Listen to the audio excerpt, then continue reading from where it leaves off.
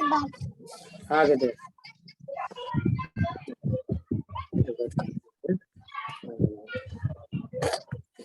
फर्क है नहीं बैठ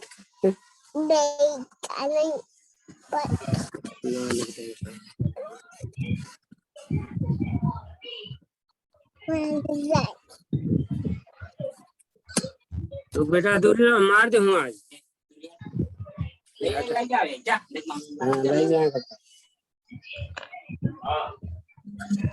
शुरू हो गया देखो फेंके लागो पास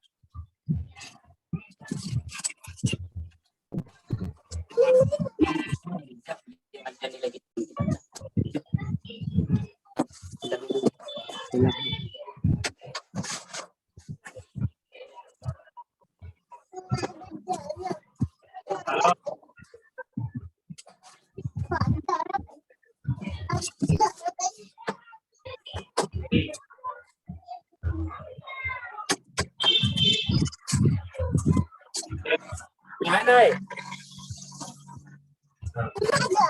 दूरी है ये फेंक पे दूरी है जो अरे काम चालू है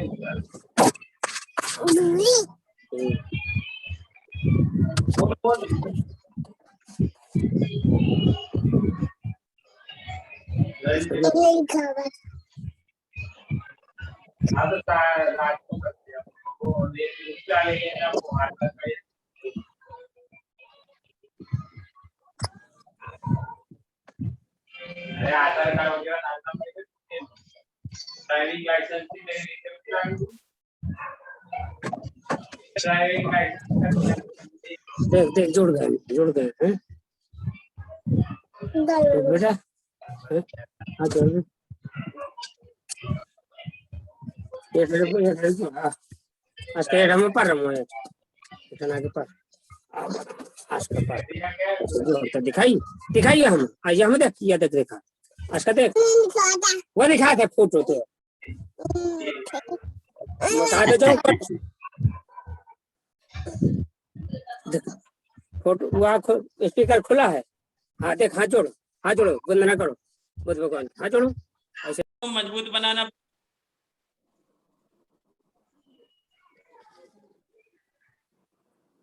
संघ को मजबूत बनाने के लिए हमें अपने साथियों को समर्पण की भावना पैदा करनी पड़ेगी। जब तक हमारे अंदर समर्पण नहीं रहेगा तब तक हम लोगों को प्रभावित नहीं कर पाएंगे, अपने लक्ष्य को पा नहीं सकेंगे। इसलिए हमारा आप सभी से अनुरोध है कि जो हमारी नई पीढ़ी है उन सबको बहुजन हिताय के संदर्भ में समर्पण और त्याग सिखाना पड़ेगा। दूसरी बात यह है कि संगठन का विस्तार हमें सारे लोगों से तभी संभव हो सकेगा जब हम कहें कि हमारे लिए परिवार में जो एकल पद्धति होती जा रही है, जो कि समाज की बड़ी ही कुरीति है, जिससे हमारे बड़े बुजुर्ग अभी अपने बच्चों की सेवाओं से वंचित रह जा रहे हैं। हमें कतई भी एकल परिवार नहीं, हमें अपने परिवार पर लागू करना है पहले संगठन, फिर इसके बाद हम समाज को संगठित करेंगे। यही हमारा कहना है। जय भीम साथियों, धन्यवाद।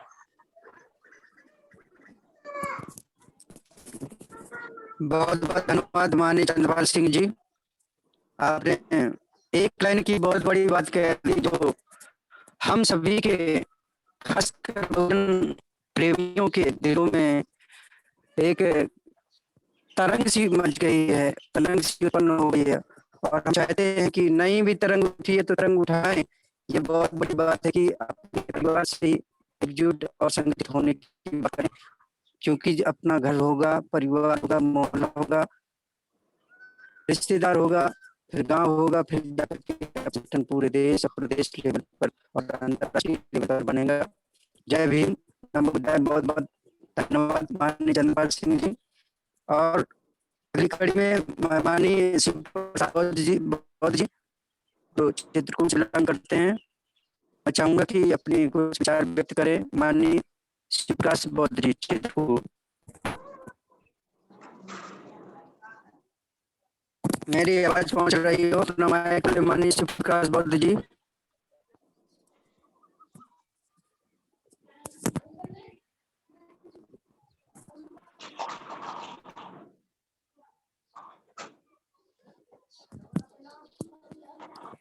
माननीय प्रकाश बौद्ध जी चित्रकूट, मेरी आवाज पहुंच पा रही है? मेरी आवाज पहुंच रही हो तो कृपया अपना माइक खोल लें। माननीय प्रकाश बौद्ध जी चित्रकूट से।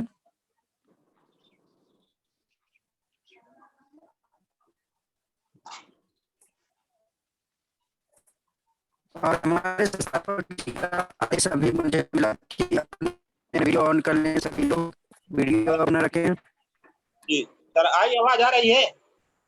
हाँ, आवाज आ रही है। आप चित्रकूट से हैं? जी हाँ। जी जी हाँ, अपने विचार करें बौद्ध जी, शिव प्रकाश बौद्ध जी। ठीक सर, ठीक है। सभी को जय भीम जय बुद्ध है। सर, जैसा कि आज का विषय हमारा संगठन विस्तार हेतु चर्चा, इसमें मैं अपने कुछ विचार रख रहा हूँ। सर, किसी भी संगठन को विस्तार देने के लिए हमें मुख्य रूप से 6 बातों का ध्यान रखना पड़ता है। मैं निम्नलिखित बिंदुओं बता रहा हूँ मैं। एक तो पहला है सकारात्मक विचारधारा। किसी भी संगठन से जुड़ने के लिए हमको उसके बारे में जानकारी सकारात्मक रूप से रखनी चाहिए। उसके बाद क्या हम समझ रहे हैं। दूसरा है हमारा लक्ष्य का निर्धारण। जिस कार्य को हम करने जा रहे हैं उसका हमारा एक लक्ष्य निर्धारित होना चाहिए। और तीसरा है प्रेरित करना। हमको इसके माध्यम से जगह जगह जहाँ बैठे एक दूसरे को, अपने संपर्क लोगों को हमेशा प्रेरित करते रहना चाहिए। दूसरी बात है चर्चा करते रहना चाहिए। हम जिस उद्देश्य की पूर्ति के लिए इसमें जुड़े हुए हैं, हमारा मकसद होना चाहिए कि इसको जो है जन जन तक पहुंचाने के लिए एक दूसरे से हम आपस में चर्चा करते रहें। और छठवां है हमारा गतिविधियों के जानकारी सभी तक पहुंचाना। जो हमारी गतिविधि हो रही है संगठन की, समूह की जो हमारे हैं, इनको हमको आपस में सभी को एक दूसरे तक जो है पहुंचाना चाहिए। सर, मैं क्योंकि आज पहली बार जुड़ा हूँ, मैं कुशल वक्ता नहीं हूँ, फिर भी श्रोता हूँ, इसलिए बिल्कुल सही।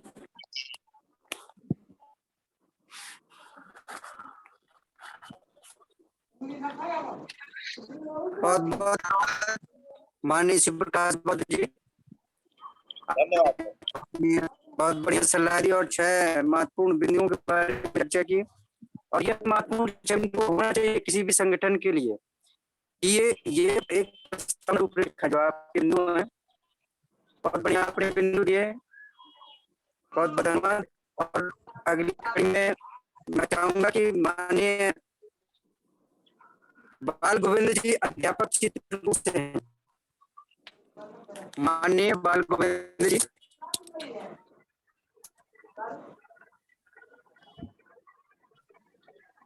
जी, आज की मीटिंग के अध्यक्षता कर रहे आदरणीय अध्यक्ष जी, संचालक महोदय, सभी मीटिंग में जुड़े हुए धर्म बंधुओं को सादर जय भीम, नमो बुद्धाय।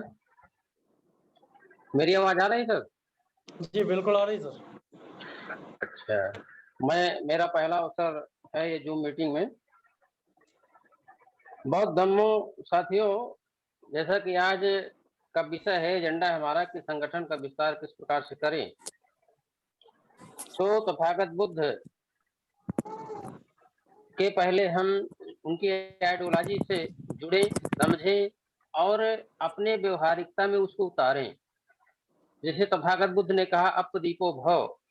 हमारे शरीर के अंदर ही इतनी ऊर्जा है कि उस ऊर्जा को पहचाने। उस ऊर्जा में वैज्ञानिकता, तर्कशीलता और करुणाशील जो हमें तथागत बुद्ध ने सिखाया, तो पहले हम उस धम्म को ठीक से समझ लें। और एक आइडियोलॉजी जो सभी बहुजन महापुरुषों ने दिया कि एक बहुत उत्कृष्ट विचारधारा दिया जो वैज्ञानिक है, वैज्ञानिक दृष्टिकोण है, उसमें तर्कशीलता है और वो एक तरह से यूनिवर्सल है, सार्वत्रिक है। उसको कहीं भी हम तर्क की कसौटी पर कसें तो वैज्ञानिकता पर खरी उतरती है। तो सबसे पहले हमें विचारधारा या मानसिक रूप से तैयार होना चाहिए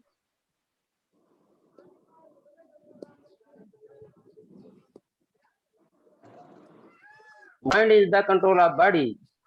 मस्तिष्क जो शरीर का नियंत्रक होता है, जब हम विचारधारा से जुड़ जाते हैं तो इकट्ठा होते हैं, इकट्ठा होने से ताकत आती है और ताकत से शक्ति आती है, और शक्ति से ही कोई भी लड़ाई, कोई भी संघर्ष या कोई भी उद्देश्य की पूर्ति की जा सकती है।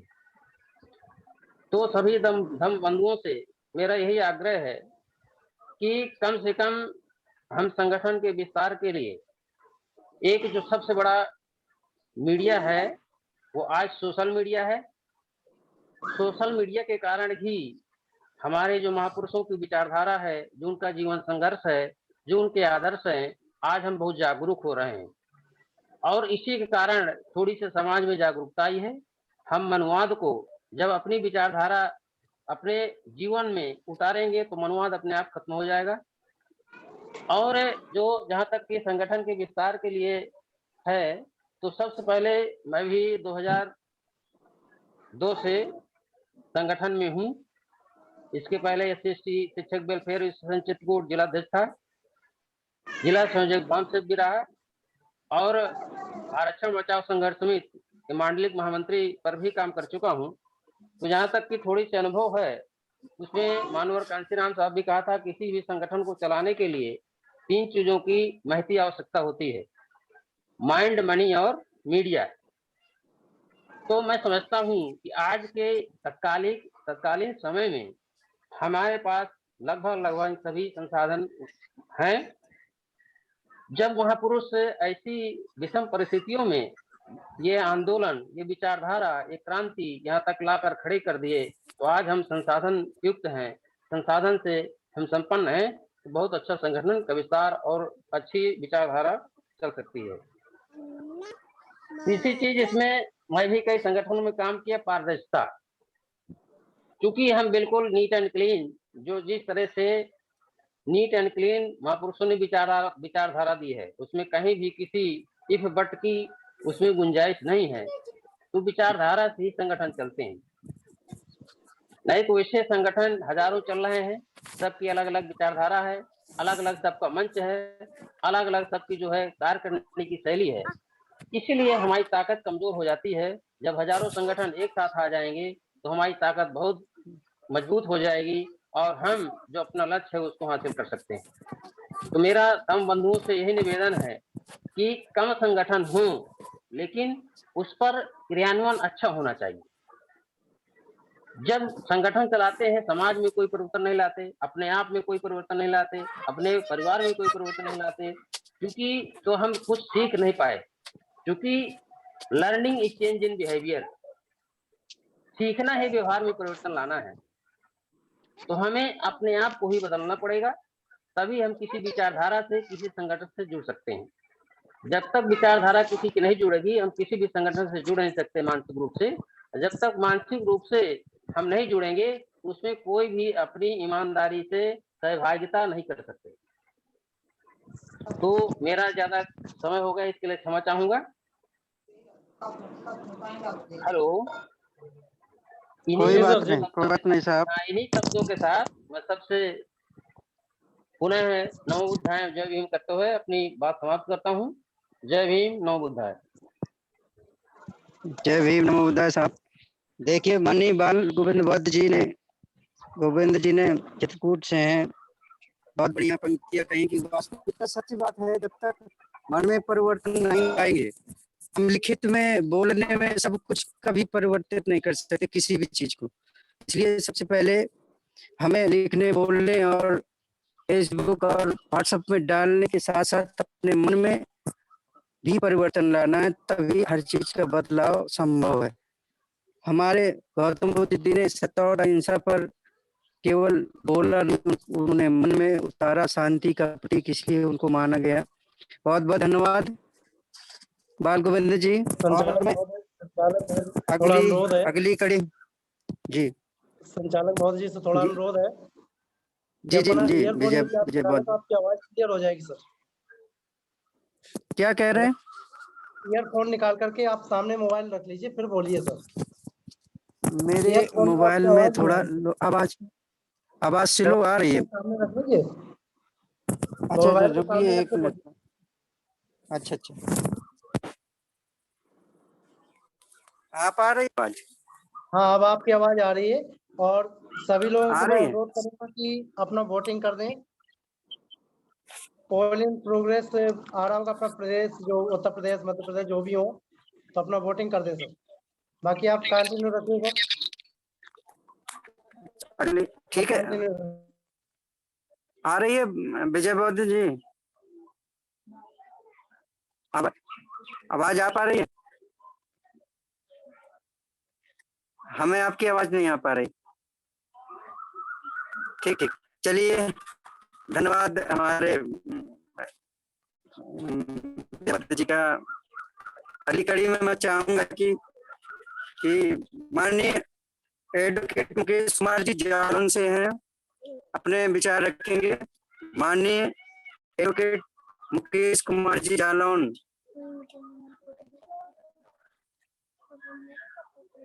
मेरी आवाज ये पहुंच पा रही हो? अपना माइक खोले माननीय एडवोकेट मुकेश कुमार जी जालौन से।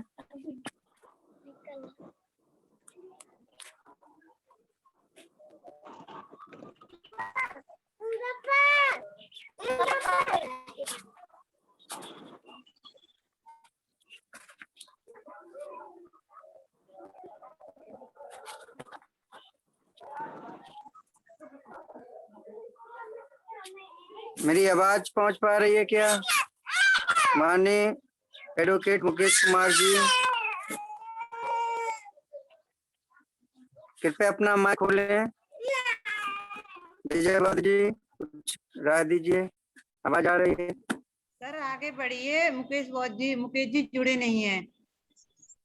जी जी जी जी, हाँ, चलिए धन्यवाद। Okay sir. अगली कड़ी में मैं माननीय बाबूराम प्रजापति जी बौद्ध जी महोबा से हैं, मैं चाहूंगा कि कुछ अपने विचार व्यक्त करें।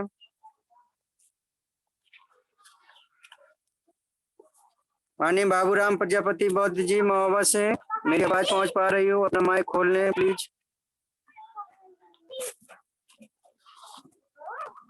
उनके पास में सर कोई नेटवर्क प्रॉब्लम होने के कारण वो भी नहीं जुड़े हैं, मगर जुड़ रहे हैं अभी। जब तक आप इंजीनियर ब्रजलाल जी हैं उनको बुलवा दीजिए, वो जुड़े हुए हैं। जी जी जी जी, ठीक ठीक। अब मैं अगली कड़ी में हमारे विशेष अतिथि माननीय इंजीनियर ब्रजलाल बौद्ध जी हमीरपुर से हैं, मैं चाहूंगा कि कुछ अपने विचार व्यक्त करें। माननीय इंजीनियर ब्रजलाल बौद्ध जी हमीरपुर, मेरी आवाज पहुंच पा रही है? हेलो जी सर, आ रही आवाज, आ जी रही जी, है। आवाज आ रही है? आवाज हेलो जी साहब, आवाज आ रही है? हेलो, आवाज आ रही है सर? आ रही है, आ रही है, आ रही है। सर हाँ, सबसे पहले मैं गौतम बुद्ध महामानव और अम्बेडकर साहब को नमन करते हुए, और आज पहली बार हमें जूम मीटिंग में विशिष्ट अतिथि तौर पर माननीय विजय बौद्ध जी के द्वारा हमें ऑफर मिला कि आपको इसमें कुछ कहना है, कुछ बोलना है। तो मैं बहुत ज्यादा तो खैर नहीं जानता, मैं बहुत सामाजिक कार्यकर्ता बहुत बड़ा नहीं हूँ, लेकिन ये है कुछ थोड़ा बहुत समाज में मैं रुचि रखता हूँ और समाज के उत्थान के बारे में मैं काफी सोचता रहता हूँ। इस बारे में हमारे सबसे पहले हमें ये सोचना होगा कि हम अपने देश को पुराने छूटे हुए कल्चर से कैसे जोड़ेंगे। सबसे पहला विचार है हमारा कि हमसे आदमी क्यों नहीं जुड़ पाता, इसमें क्या कमी है हमें कि हमारा पूरा बौद्ध में भारत देश था और हम इसको नहीं जोड़ पा रहे।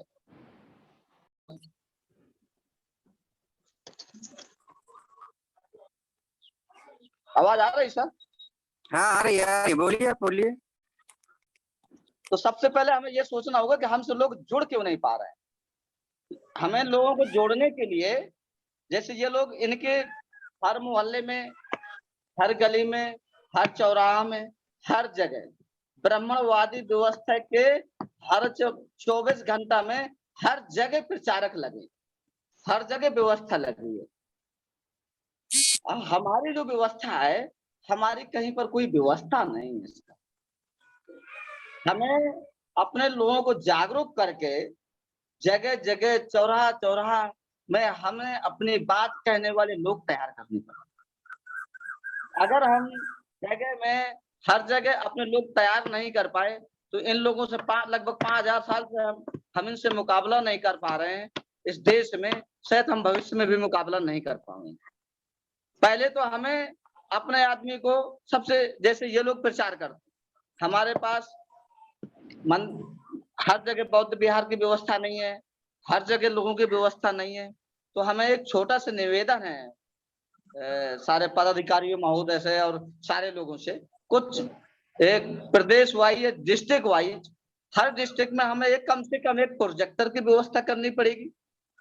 उस प्रोजेक्टर के साथ साथ लैपटॉप या कंप्यूटर लैपटॉप, और जहां जहां जाए तो हम सबको जहां भी कोई मीटिंग करें हम प्रोजेक्टर के माध्यम से मीटिंग करें, उन लोगों को समझाएं।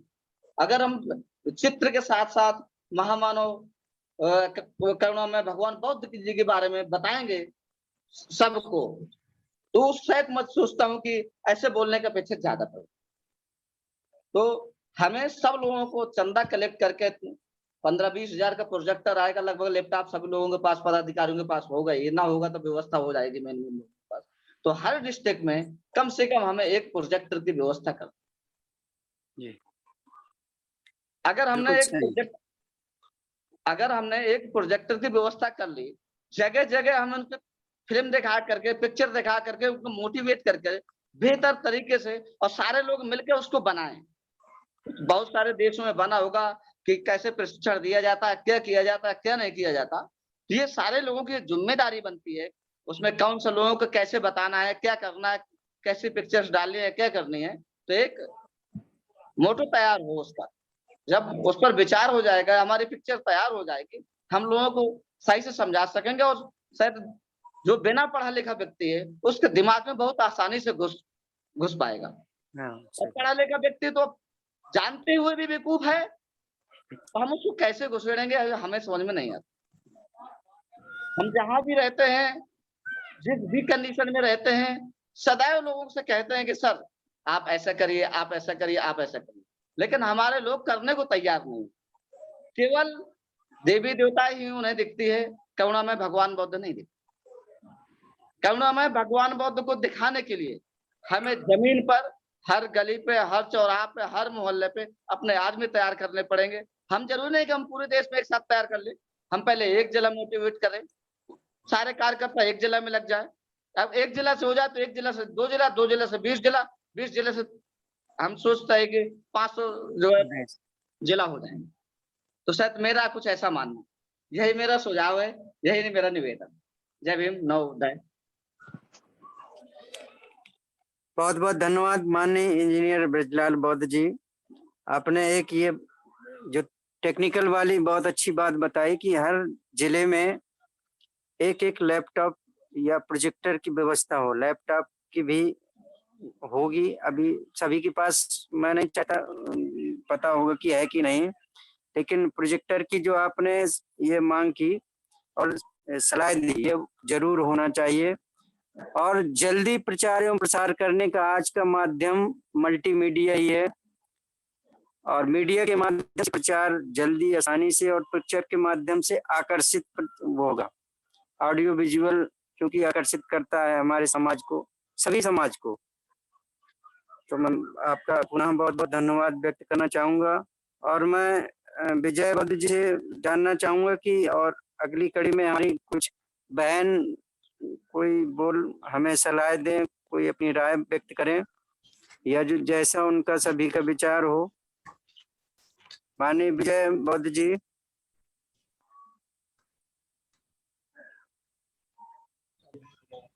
मेरी आवाज सुन पा रहे हैं विजय बौद्ध जी? जी मैं सुन पा रहा हूँ आपकी आवाज। तो इसी कड़ी में यदि बाबूलाल प्रजापति बड़भई वाले हैं जो महोबा डिस्ट्रिक्ट से हैं, उनको आप एक बार इनवाइट कर लीजिए। महोबा से? हाँ, बाबूराम प्रजापति जी और बड़भई वाले हैं,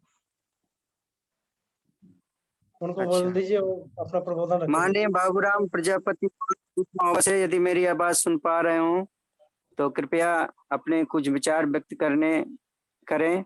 माननीय बाबूलाल प्रजापति जी महोबा से हैं, मेरी आवाज पहुंच पा रही उन तक? बरवई महोबा, बरवई से। हाँ, महोबा लिखा है इसमें, मेरे हाँ, पास बरवई जो से आई है। सर फोन से संपर्क कर लिया गया है, उनके यहाँ पर काफी नेटवर्क प्रॉब्लम है, इस वजह से वो जुड़ नहीं पा रहे हैं। अभी जस्ट मेरी बात हुई है उनसे। तो आगे मैं चाहूंगा मुख्य कि कोई अतिथि बहन कोई अपने विचार व्यक्त कर दें। आप नाम चूंकि मेरे पास नहीं उनके यहाँ है, इस पार्टिसिपेंट में तो लिखे हैं बहुत सारे नाम। एडवोकेट मुकेश कुमार जी को एक बार अनाउंस कर दीजिए। हाँ, एडवोकेट कोई मुकेश बहन है कुमार जो बहन बोल रहे हैं, थोड़ा अच्छा रहेगा। संचालक महोदय जी, जी जी जी, एक बार एडवोकेट मुकेश कुमार जी को अनाउंस कर लीजिए। वो मैडम ने बताया था कि उनको भी नेटवर्क नहीं मिल पा रहा है, या मैं अनाउंस कर दे रहा हूँ। माननीय एडवोकेट मुकेश कुमार जी जालौन से मेरी आवाज सुन पा रहे हो? कृपया अपने विचार व्यक्त करें। माननीय एडवोकेट। इनके बाद में हाँ, मुख्य अतिथि जो आज के कार्यक्रम के मुख्य अतिथि हैं माननीय सुखलाल बौद्ध जी, उनको इनवाइट कर लीजिए। बांदा से है बेटा, जल्दी करो, लाल लाइट जी। लगा हुआ है। और मैं चाहूंगा कार्यक्रम समापन की ओर चलते हुए, माननीय मुख्य अतिथि सुखलाल बौद्ध जी बांदा से हैं, और वो हम सबको कुछ नई बातें सिखाएंगे। ऐसी उम्मीद करते हैं हम सब लोग कि कुछ नई जानकारी प्रदान करें। माननीय सुखलाल बौद्ध जी बांदा से। सर्वप्रथम तथागत गौतम बुद्ध एवं बाबा साहब नारायण गुरु छत्रपति साहू जी महाराज, ज्योतिबा फुले महाराज जी, संत गुरु रविदास जी के और सभी संत गुरुओं को चरण वंदन करते हुए आज के हमारे मुख्य अतिथि राष्ट्रीय बौद्ध महासभा के संस्थापक माननीय धर्म प्रकाश भारती जी और किशोर बौद्ध जी, माननीय मुकेश जी, माननीय बादल सिंह बौद्ध जी और बहन शशि बौद्ध जी, हमारे राष्ट्रीय कार्यकारिणी के सभी पदाधिकारी एवं सभी प्रदेशों से जुड़े हमारे धम्म बंधु एवं हमारे सभी पदाधिकारी, जैसे हमारे बुंदेलखंड के माननीय इंजीनियर बौद्ध ब्रजलाल बौद्ध जी हमीरपुर से, माननीय बाबूराम प्रजापति जी बौद्ध महोबा से, माननीय एडवोकेट मुकेश कुमार जी जालौन से, माननीय शिव प्रसाद बौद्ध चित्रकूट जिला से, माननीय चंद्रपाल सिंह ललितपुर से। मैं अभी आप सभी को हृदय से आभार प्रकट करते हुए जय भीम नमो बुद्धाय करता हूँ। इसी के साथ मैं संगठन के विस्तार पर थोड़ा सा चर्चा करना चाहूंगा, क्योंकि आप हम सब मानवर कांशीराम साहब के शिष्य ही हैं और बहन जी की अगुवाई में सभी लोगों ने कार्य किया होगा। जैसे आज भी उन्होंने बूथ से लेकर के और सेक्टर तक की तैयारी कर रखी है। हम लोगों को सर्वप्रथम जिले की इकाई तैयार करना है और जिले के पदाधिकारी इकट्ठे करके फिर तहसील के पदाधिकारी तैयार करना है।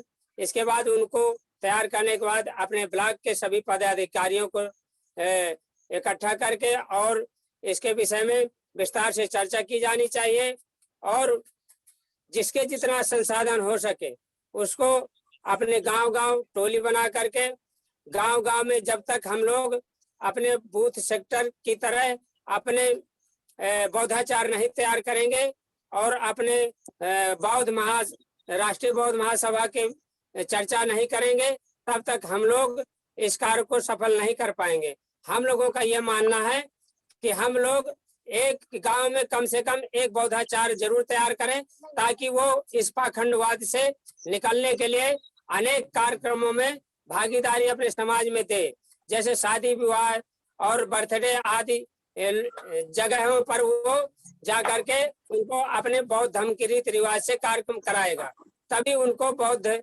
की तरफ रुझान बनेगा और हमारी राष्ट्रीय बौद्ध महासभा के पदाधिकारी सभी को सदस्य बनाना है।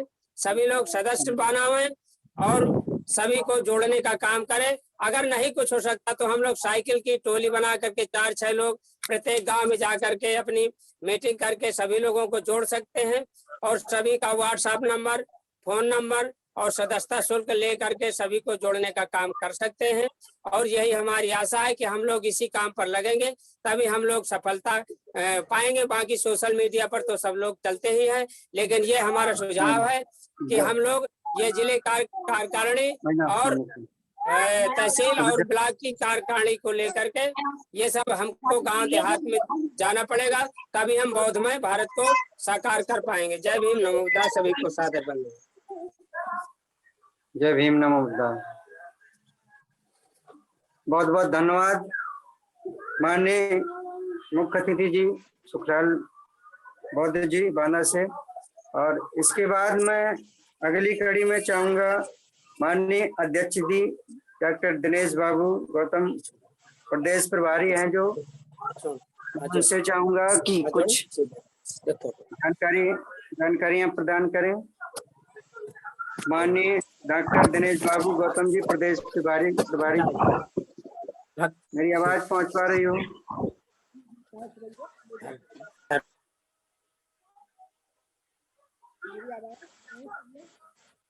अध्यक्ष जी डॉक्टर दिनेश बाबू गौतम जी, मेरी आवाज पहुंच पा रही है आप तक? मैं चाहूंगा कि आप, हेलो,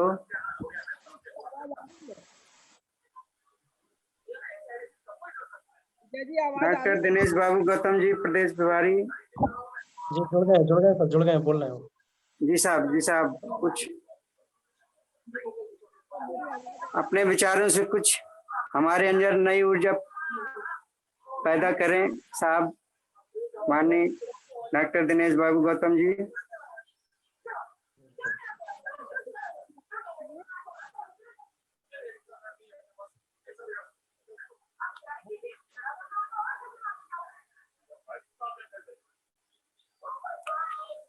जी आवाज आ रही है मेरी? जी आपकी आवाज आ रही है।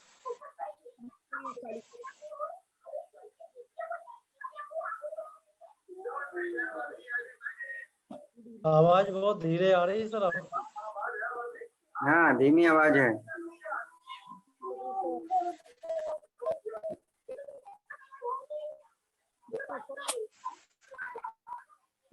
आज के कार्यक्रम की अध्यक्षता कर रहे माननीय दिनेश बाबू जी से अनुरोध है कि अपनी आवाज क्लियर करें। आवाज बहुत स्लो हो रही है आपकी।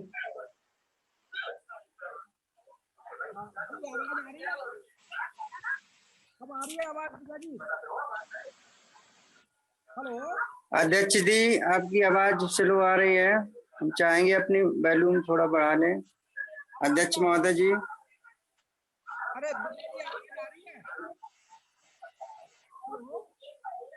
ईयरफोन लगाने के लिए बोल दीजिए।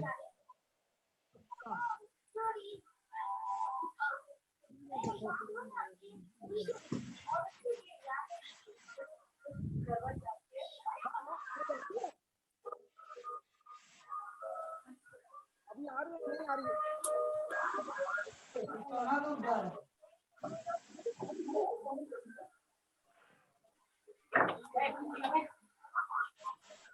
विजय जी, क्या हो गया? कुछ टेक्निकल प्रॉब्लम हो गई क्या?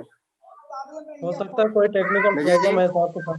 तो साहब से मैं एक बार फिर से आग्रह करूंगा कि माननीय दिनेश बाबू गौतम जी से कि अपना माइक क्लियर कर लें या तो फिर ईयरफोन लगा लें। आपकी आवाज नहीं आ रही।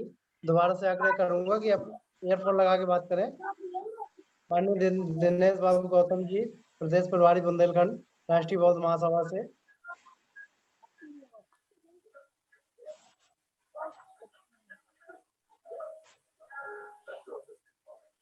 कोई टेक्निकल इशू हो गया सर, इनके साथ कोई बात नहीं है। आवाज लगा रहे सर।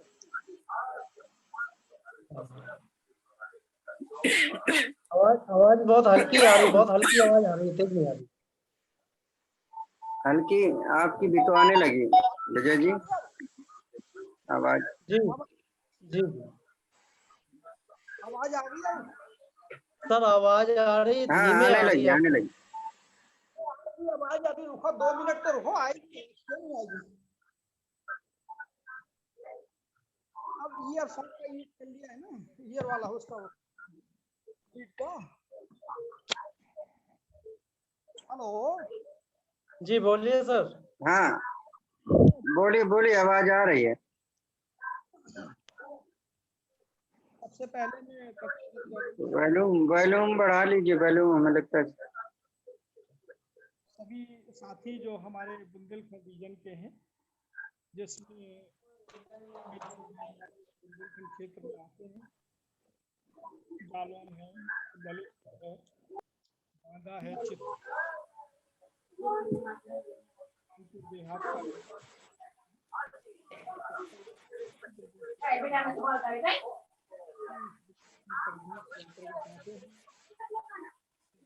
अध्यक्ष साहब महोदय जी, आपकी आवाज नहीं सुन पा रहा हूँ मैं। अध्यक्ष महोदय जी। हेलो, आवाज आ नहीं रही बिल्कुल? पहले तो आ रही थी, लेकिन अब तो बिल्कुल नहीं आ रही है हमारे पास तक। हाँ अभी आई थी। वॉल्यूम तो नहीं आपका स्लो है मोबाइल से। वॉल्यूम फुल है। हेलो, अब आ रही आवाज? हाँ आने लगी। आएगी, 2 मिनट रुको, अभी मतलब चलने दो ना, फिर आ जाएगी। आ रही है। बस तुम बैठे रहिए, अब आपको आएगी। हम बात कर रहे थे अभी RBN की और शिक्षागत गौतम के बारे में, और हमारे इस क्षेत्र में जो बुंदेलखंड क्षेत्र है उस RBN का कैसे हम लोग और डेवलपमेंट करें और जन जन तक इस मुहिम को कैसे हम पहुँचाएं। इसका जो मेन मोटिव है, तो हम सबसे पहले 5 मिनट के बारे में मैं चर्चा करना चाहता हूँ। तो उस 5 मिनट में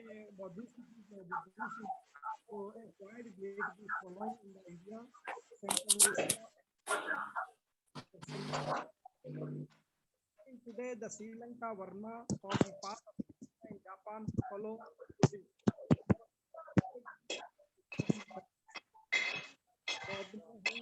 के अलावा हमारे स्टेट ऑफ द बौद्धिस्ट की अगर हम बात करते हैं तो उसमें जो लाइक जैनिज्म और बुद्धिज्म और also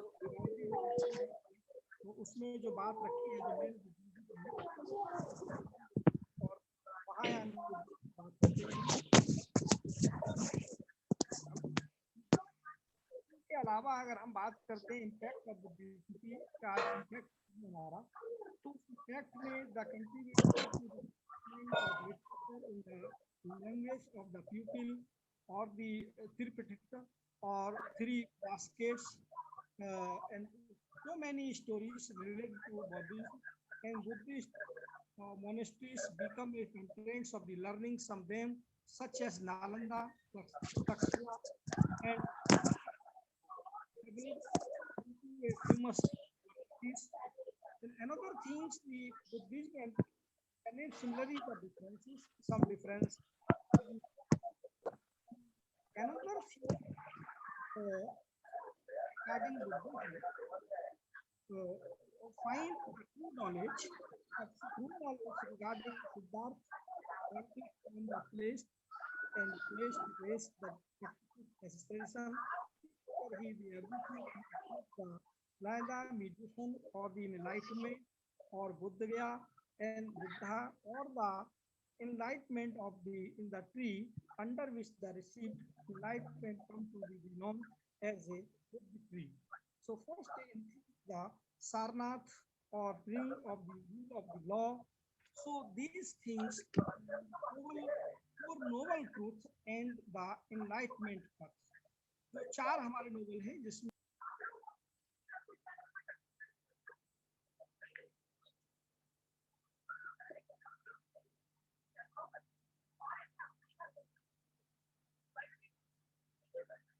caste, hello, caste follows the disguise of the becomes a following 8 paths of the so right the 8 path, the right faith, right thought, right speech, right action, right living, right efforts, or right remembrance, or right mediation. So these are points is the very important related to Buddhism. in the code of conduct our followers. So Buddha also laid down to the following code of conduct to his followers. Do not covet of the property others. Do not commit the violence. Do not use the intoxicants. Do not speak a lie, or do not engage in concept practices. So these things we also related the theory of Buddhism. अभी इसके बाद की अगर हम बात करते हैं तो बुद्धिज्म को अगर हम दूसरे और एंगल से देखते हैं कि everyone want to enjoy peace. It is a basic human evening which lead to the happiness. When people meet, they greet each other with words conveying peace. So every religion has selected the gift to offer humankind. Every religion brings with it a cube and the new print which the innerest of the world, equality which Buddhism advocates are compassion. So these were the related to Buddhism, theory of Buddhism. एक बात मैं बहुत ही विशेष बात कहना चाहता हूँ. विशेष बात यह है कि क्यों बुद्ध की शरण में गए बाबा साहब. बाबा साहब आखिर क्यों बुद्ध की शरण में गए थे, उसके पीछे क्या लॉजिक था, उसमें कुछ तथ्य हमें प्राप्त हुए. उन तथ्यों के आधार पर हम ये कह सकते हैं कि अगस्त 1917 में यह बाबा साहब जब विदेश से लौटे थे तो भारत लौटकर उन्होंने पूर्व में हस्ताक्षरित अनुबंध के अनुसार जो महाराजा बड़ौदा साहब के यहाँ सेना में जो सचिव के पद पर नौकरी की और उसके बाद जो है शिक्षित होने के बावजूद भी उन्हें सहकर्मियों से यह उपेक्षा प्राप्त होती रही और अपमान सहना पड़ा. ऐसे अनेक अनुभवों के बाद डॉक्टर B.R. अम्बेडकर साहब के मन में किसी और धर्म को अपनाने की बात आई, लेकिन महात्मा गांधी से मिले और परामर्श हुए, नतीजे पर पहुंचे और कई ऐसे लोगों से वो मिले जिन लोगों से उन्होंने विरोध सहा था और उनसे उन्होंने इस बात को धर्म के प्रति उन्होंने रिसर्च की, एक बहुत ही शोध किया और भारत में उद्भव और विकसित धर्म से ही दीक्षा होना ठीक था. और 1950 के दशक में अंबेडकर जी बौद्ध धर्म के प्रति बड़े आकर्षित हुए. वैसे तो उनकी जो विचारधारा थी वो बहुत ही बचपन से बौद्ध विचारधारा के व्यक्ति थे और बौद्ध भिक्षुओं के एक सम्मेलन में भाग लेने श्रीलंका गए. पुणे के पास एक नया बौद्ध विहार उन्होंने समर्पित किया और अंबेडकर ने घोषणा की कि यह बौद्ध धर्म पर यह पुस्तक लिखी, जो जैसे उन्होंने बहुत सारी पुस्तक की और इस माध्यम से औपचारिक रूप से बौद्ध धर्म को उन्होंने अपना लेने की ये बात रखी. सन 1954 बड़ा महत्वपूर्ण साल था जिसमें अंबेडकर जी ने 2 बार म्यांमार का दौरा किया और दूसरी बार रंगून से तीसरे विश्व युद्ध के सम्मेलन में जो विश्व बौद्ध सम्मेलन था भाग लेने के लिए उन्होंने महसूस किया और भारत में दलितों वंचितों के लिए बुद्ध और उनकी शिक्षाएं ही समीचीन हैं. फरवरी 1955 में उन्होंने भारतीय बुद्ध महासभा, बौद्ध सोसाइटी ऑफ इंडिया की स्थापना की. उन्होंने अपने अंतिम लेख में भी जैसे बुद्ध एंड हिज धम्मा, तो जो पुस्तक उन्होंने अंतिम समय में लिखी और नागपुर में उन्होंने एक बौद्ध भिक्षु से पारस्परिक तरीके से 3 रत्न और पंचशील को अपनाते हुए बौद्ध धर्म ग्रहण किया. इसके बाद उन्होंने लगभग 50 लाख समर्थकों के साथ उन्होंने बौद्ध धर्म स्वीकार किया और बौद्ध धर्म में वह परिवर्तित हुए. अंबेडकर उनके समर्थकों ने हिंदू धर्म और हिंदू दर्शन को छोड़ दिया. वह नेपाल में 4थे विश्व बौद्ध सम्मेलन में भाग लेने के लिए काठमांडू भी गए थे और उन्होंने अपनी इस अंतिम प्रतिलिपि में बुद्ध के काल मास का 2 दिसंबर 1956 को पूरी तरह से इस बात को रखा था. ये बड़ी एक ऐसी विचारधारा थी कि जो बाबा साहब ने बहुत ही शोध और रिसर्च के माध्यम से हमें एक ऐसा अद्वितीय धर्म दिया है जिससे मैं ये चाहूंगा कि सभी लोग इस धर्म से जुड़े और अधिक से अधिक लोगों को इससे जोड़े, इसके प्रचार प्रसार की बात करें.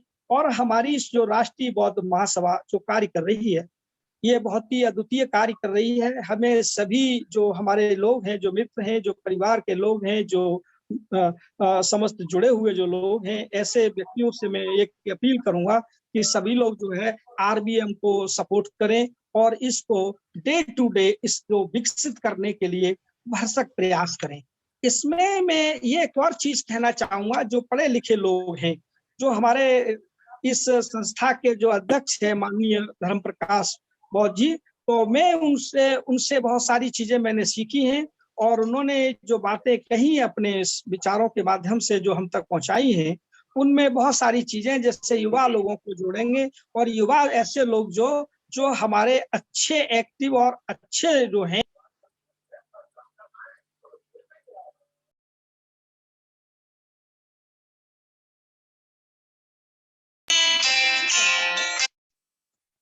बहुत अच्छी रिसर्च करता है और तो एक बहुत अच्छा प्राइज राष्ट्रीय बौद्ध महासभा के माध्यम से मैं अपने खुद के कंट्रीब्यूशन से मैं उनको दूंगा। अगर कोई इस आरबीएम को इस रिसर्च करके और ये सिद्ध करता है कि आज की डेट में जितनी भी संस्थाएं चल रही हैं भारतवर्ष में, तो आरबीएम का और उन संस्थाओं का अध्ययन करते हुए कौन सी संस्था सर्वश्रेष्ठ है और हमारी संस्था को और क्या स्टेप लेना चाहिए, जिससे हम जैसे आज आरएसएस इस पूरे देश में और विश्व में उन्होंने ख्याति अर्जित कर ली है, ऐसे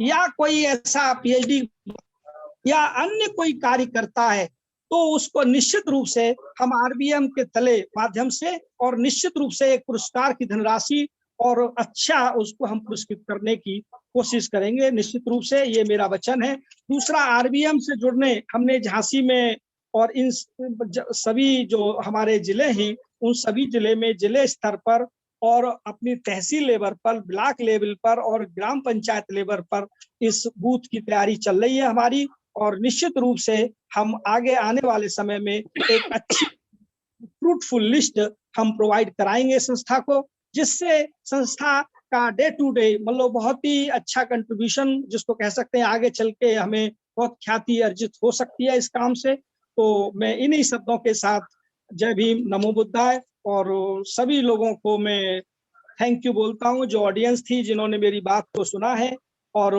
मैंने जो बातें कही हैं वो निश्चित रूप से मैं अगर कोई रिसर्च करता है इस आरबीएम पर तो मैं निश्चित रूप से उसको 51,000 रुपए का नगद कैश प्राइज दूंगा। बहुत बहुत धन्यवाद माननीय अध्यक्ष महोदय जी, आपने हम लोगों को इतना बढ़िया अच्छी ढंग से इतने अच्छे शब्दों से मोटिवेट और ऊर्जावान किया। हम आपकी बातों को याद रखेंगे और मैं सभी मीटिंग में जुड़े सभी सदस्यों से, माननीय सदस्यों से, अतिथियों से, विशेष अतिथियों से चाहूँगा कि ये आपके शब्द अपने मन में सभी लोग उतारें और उन पर आगे बढ़ने का प्रयास करें। और मैं भी कोशिश करूँगा, चूँकि मैं एक प्राइवेट टीचर हूँ, एमफिल किया हुआ है, पीएचडी मेरी केवल जाति वश के कारण पीएचडी नहीं हो पाई। मेरे गाइड पांडे थे, उन्होंने पीएचडी नहीं करा पाई रीवा से, फिर मैंने छोड़ के खुद भगाया था। और मुझे आपसे बहुत प्रेरणा मिली है कि मैं पुनः दोबारा आगे बढ़ने का प्रयास करूंगा। साहब अध्यक्ष महोदय जी, मेरा यदि आप मदद करेंगे जरूर, मैं सभी से चाहूंगा। मदद करेंगे, आप हमसे मिलिए। मैं झांसी में रहता हूँ और काफी काम किए हुए हैं, और आज की डेट में प्रधानमंत्री की जो मन की बात आती है मैं उसका लीगल एडवाइजर हूँ, और कई ऐसी संस्थाएं हैं जिनसे मैं बहुत लंबे समय से जुड़ा हुआ हूँ। और शिक्षा के क्षेत्र में मैंने बहुत अच्छे काम किए हैं, जिसमें उत्तर प्रदेश सरकार ने मुझे 5 सितंबर 2018 को शिक्षक श्री सम्मान से नवाजा है। और अभी हाल ही में कई एक डॉक्टर एपीजे कलाम हमें प्राप्त हुआ है 2020 का एक पुरस्कार जो है दिल्ली से। तो मैं इस कार्य में बहुत ही आगे काम कर रहा हूँ शिक्षा के क्षेत्र में, और मेरा प्रयास है मैं अपने जीवन को, इस बचे हुए जीवन को भी शिक्षा जगत में लगाना चाहता हूँ और अपने लोगों को अधिक से अधिक शिक्षा की दिशा में उनको जोड़ना चाहता हूँ। और मैं यही अपील करता हूँ कि लोग राष्ट्रीय बौद्ध महासभा से जुड़ें, और इस विचारधारा को मैं जब से जुड़ा हूँ तब से मैंने देखा है कि डे टू डे हम कुछ न कुछ डेली लर्न करते हैं, सीखने को मिलता है। तो जब भी कोई प्रोग्राम ऑनलाइन मीटिंग होती है तो सभी लोग जुड़े, और यही मैं चाहूंगा। बहुत बहुत धन्यवाद महोदय साहब।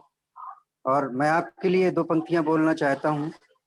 इस विप्लव के सागर में तूफान उठाने निकला हूँ, मैं भारत का सोया स्वाभिमान फिर से जगाने निकला हूँ, मैं भारत का सोया स्वाभिमान फिर से जगाने निकला हूँ। ये माननीय महोदय जी, आपके लिए 2 पंक्तियां थी, आपके माध्यम से मैं सभी के लिए ये पंक्तियां मैंने बोली हैं। इसके बाद मैं अपने तरफ से नहीं, सॉरी, पूरे राष्ट्रीय बौद्ध महासभा के द्वारा ये 4 पंक्तियां मैं बोलना चाहता हूँ, यदि अनुमति हो आपकी महोदय जी, अध्यक्ष महोदय जी। जी जी बोलिए। जी साहब, धन्यवाद साहब। ये राष्ट्रीय बौद्ध महासभा की तरफ से है, सभी की तरफ से ये पंक्तियां हैं, संस्था की तरफ से। सुंदर सुर सजाने को साज बनाता हूँ, नौसिखिए परिंदे को बाज बनाता हूँ, चुपचाप सुनता हूँ शिकायतें सभी की, तब दुनिया बदलने की आवाज बनाता हूँ। समंदर परखता है हौसले कश्तियों के, और मैं डूबती कश्तियों को जहाज बनाता हूँ। बनाए चाहे चांद पर कोई बुर्जे खलीफा, और मैं तो कच्ची ईंटों से ही ताज बनाता हूँ। ये संस्था की तरफ से पंक्तियां मैंने लिखी थी, और मैं चाहूंगा कि बहुत अच्छा, बहुत सुंदर पंक्तियां लिखी हैं। चलिए साहब, आगे अनुमति हो, मैं अब कार्यक्रम समापन की ओर चाहूंगा, सबकी अनुमति बाकी है एक शायद। बार आप पूछ लीजिए, कोई और कैंडिडेट ऐसा रह गया हो जो नहीं मिल पाया हो मौका, तो बोल सकता है, कोई ऐसा इशू नहीं है। कोई जी ये ना साहब। रहे कि साहब मुझे, मेरा लिस्ट में नाम था और मुझे मौका नहीं मिल पाया है बोलने का। जी साहब। तो एक बार शशि बौद्ध जी हैं या और जो पदाधिकारी हैं उनसे एक बार डिस्कस कर लीजिए, देन फिर समापन कर दीजिए। माननीय बाबूराम प्रजापति जी के मुझे आदेश मिला था, सूचना मिली थी कि शायद जुड़ गए हैं, तो मैं आपकी अनुमति हो यदि, तो मैं उनको पुनः अपना ना बिल्कुल अनुमति है, और उन्हें बुला लीजिए, अगर वो बोलना चाहते हैं तो 5 मिनट अपनी बात रख सकते हैं। जी साहब, आपका धन्यवाद। और मैं अगली कड़ी में चाहूंगा, माननीय बाबूराम प्रजापति जी बौद्ध जी महोबा से हैं, मैं चाहूंगा कि किसी कारणवश वो जुड़ नहीं पाए और अपनी बात दोबारा जुड़ें और अपना माइक अनम्यूट करके अपनी बात प्रस्तुत करने की कृपा करें। माननीय बाबूराम प्रजापति बौद्ध जी महोबा से हैं, मेरी आवाज उन तक पहुंच रही हो तो सब बढ़िया, फिलहाल तो कृपया अपने विचार व्यक्त करने की कृपा करें। बाबूलाल प्रजापति जी, माइक खोलने पहले, यदि आप माइक न खोल पा रहे हो।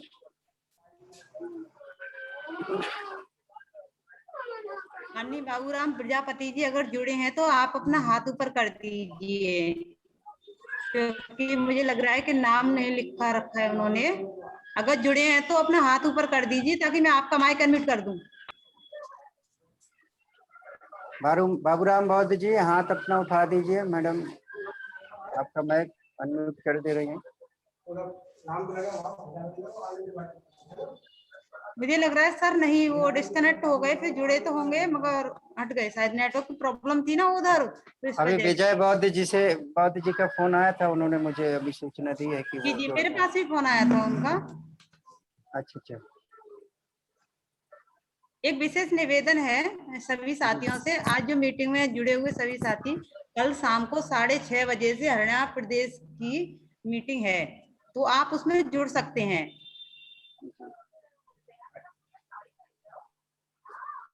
कब है मैडम?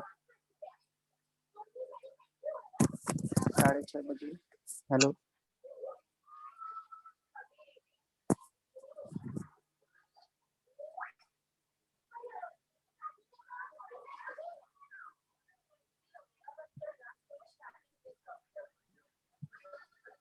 संचालक महोदय जी, मेरी आवाज आ रही है? हाँ आ रही विजय बौद्ध जी। अब बाबूराम जी नहीं जुड़ पाए, कोई बात नहीं। आज के कार्यक्रम जो अध्यक्षता कर रहे थे माननीय दिनेश बाबू जी से अनाउंस हो चुका है। अब जो कार्यक्रम जो आज राष्ट्रीय बौद्ध महासभा हमारी है, राष्ट्रीय बौद्ध महासभा के राष्ट्रीय अध्यक्ष माननीय धर्मप्रकाश भारती जी को आप अनाउंस कर लीजिए। 5 जी, मिनट जी, का जी। टाइम दे करके वो हम सब लोगों को आशीर्वाद देंगे और अपने शब्दों से अनुग्रहित करेंगे। जी, जी। माननीय धर्मप्रकाश भारती जी को अनाउंस कर लीजिए सर। राष्ट्रीय अध्यक्ष महोदय। हमारे राष्ट्रीय अध्यक्ष महोदय एवं संस्थापक माननीय धर्म प्रकाश भारती जी, पूर्व विधायक जी से अनुरोध करूंगा कि वो हमें अपने शब्दों से सभी को उत्तेजित करें एवं ऊर्जावान करें। माननीय धर्म प्रकाश भारती जी, मेरी आवाज यदि उन तक पहुंच पा रही हो। राष्ट्रीय अध्यक्ष महोदय जी।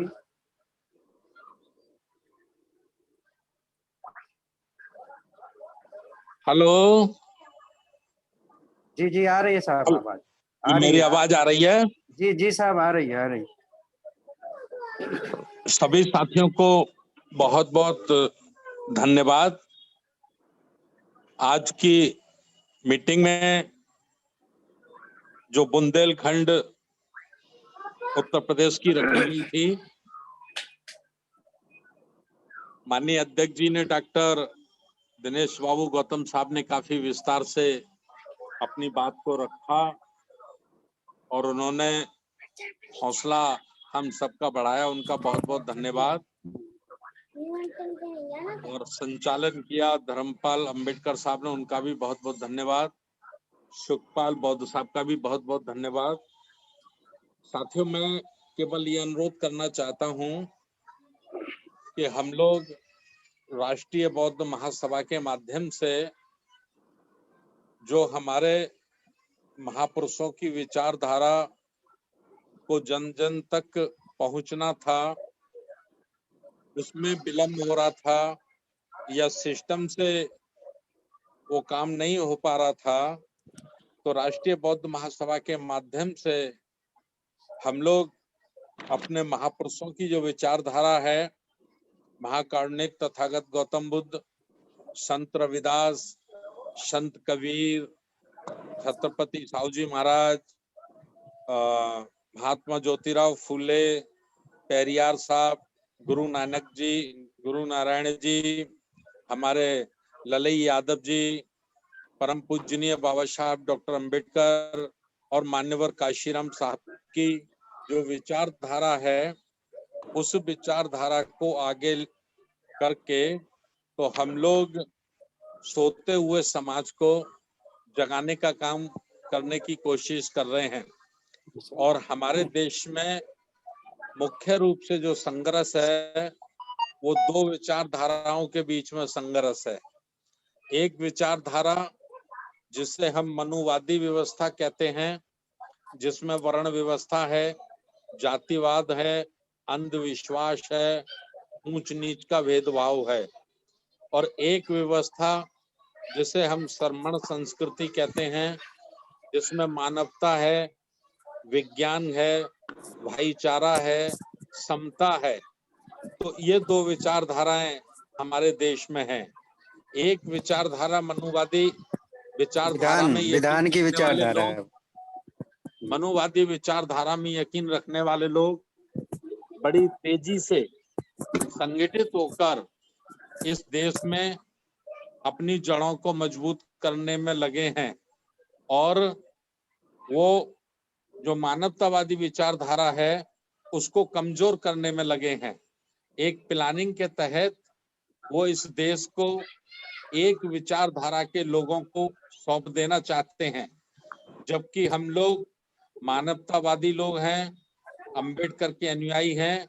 हम समूची मानवता का सम्मान करते हैं और जो लोकतंत्र हमारे देश में हमें मिला है, लोकतंत्र के माध्यम से हमें संविधान प्राप्त हुआ है।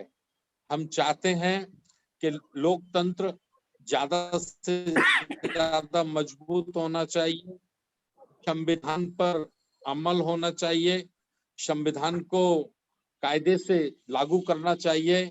तो ये राष्ट्रीय बौद्ध महासभा पूरे देश में बड़े पैमाने पर काम कर रही है और मुझे खुशी की बात है कि अल्प समय में, बहुत कम समय में हमें हमारे महापुरुषों, हमें बड़े महान लोगों का साथ मिल रहा है।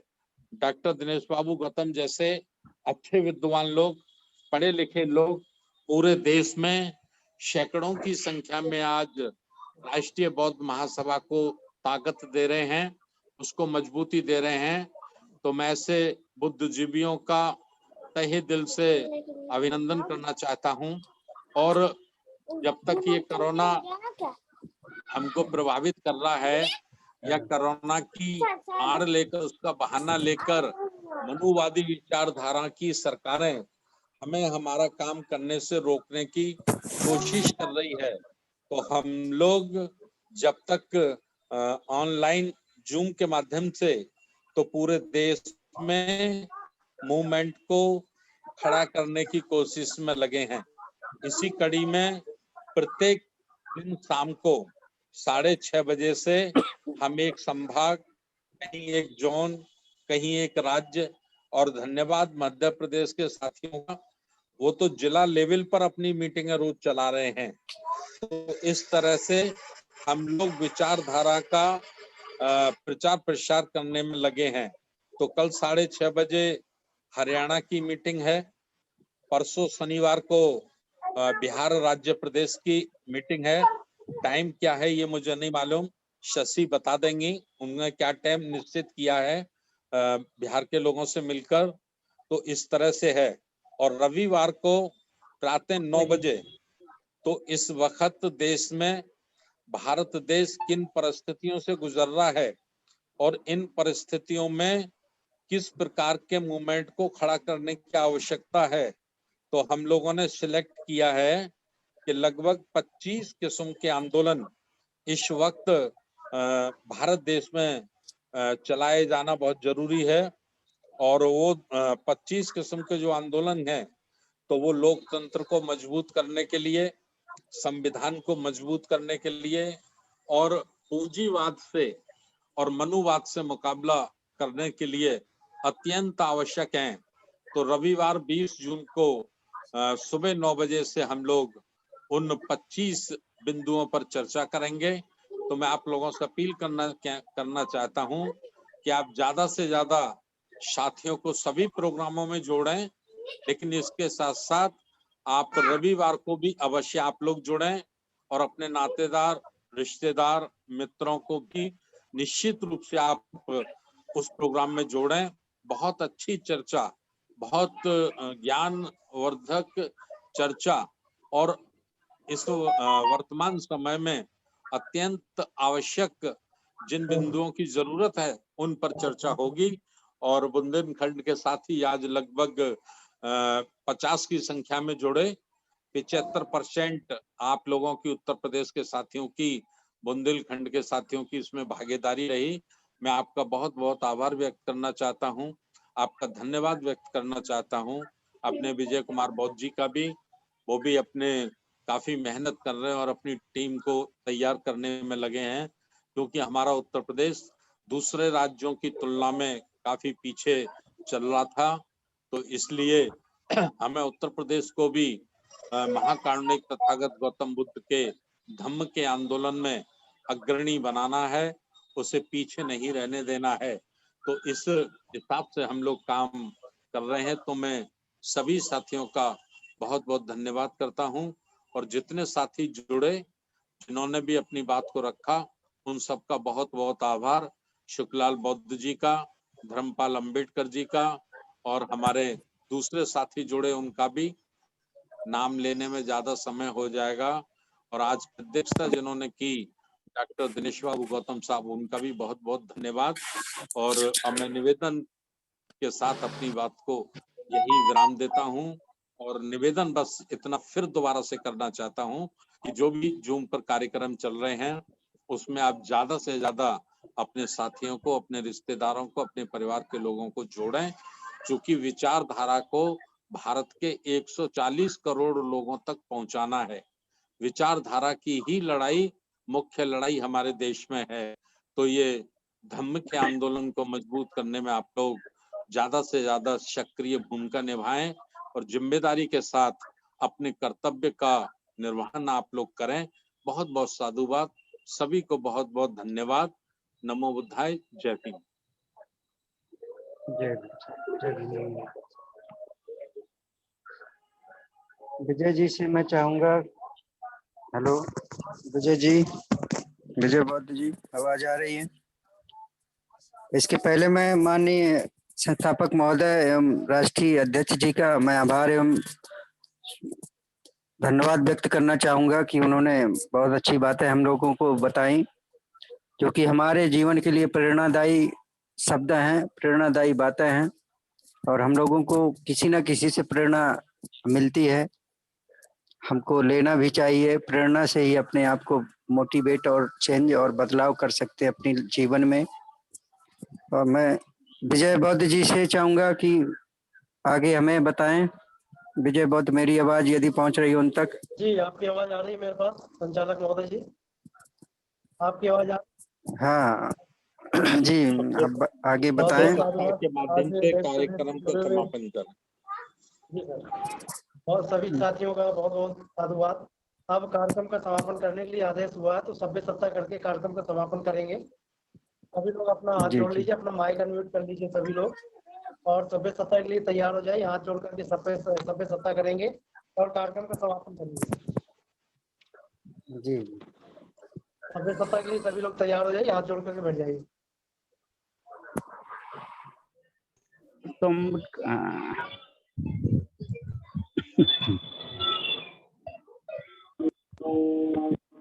सभ्य सत्ता सुखी होन्तु, सभ्ये होन्तु सुखी। कायला जो है तो आज वज्राणि पश्यन्तु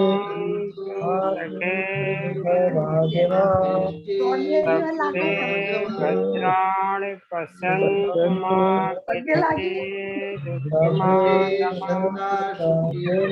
प्रिय कर से जो नाम जो है तो खबर पड़ा क्या ईशान जोई थी के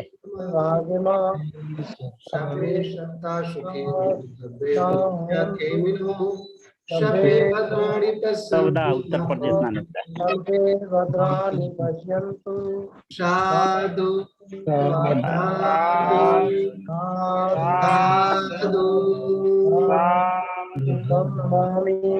धम्मं नमामि